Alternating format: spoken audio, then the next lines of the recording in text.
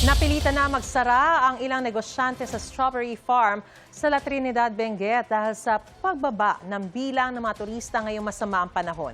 Apektado rin ang bentahan at presyo ng mga prutas at gulay roon. May unang balita live si Sandy Salvacio ng GMA Regional TV. Sandy, good morning.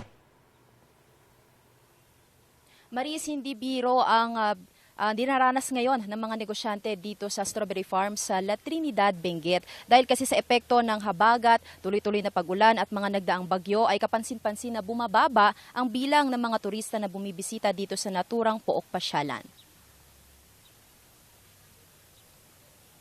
Ilang negosyante na ang napilitang magsara dito sa strawberry farm sa La Trinidad, Benguet dahil halos hindi na raw sapat ang kinikita nila para matustusan ang kanilang araw-araw na gastusin.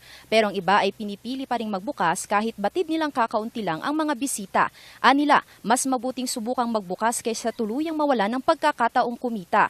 Swerte na raw kung kumita pa sila ng 200 pesos sa isang araw. Sa ngayon, nasa 400 to 500 pesos ang presyo ng strawberries kada kilo. Ayon naman sa ilang turista, kahit na may banta ng masamang panahon, ang importante, matuloy daw ang lakad. Gayunman, nagpadismaya raw sa kanila ang pagsasara ng maraming stalls dahil sa malalakas na pag-ulan.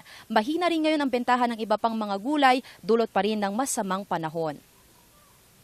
Maris, sa kabila ng lahat, umaasa pa rin ang mga negosyante dito sa strawberry farm na bumuti na ang lagay ng panahon, lalo na pagdating ng bare months para makabawi man lang sa kanilang pagkalugi. Samantala sa mga oras na ito, Maris, ay nakararanas pa rin tayo ng makulimlim na panahon. At syempre dito sa probinsya ng Benguet, asahan pa rin ang malamig na klima dahil ngayong araw ay pumapalo sa 17 to 20 degrees Celsius ang klima o temperatura dito sa naturang probinsya ayon sa Pag-asa. Maris. Maraming salamat, Sandy Salvacio ng GMA Regional TV.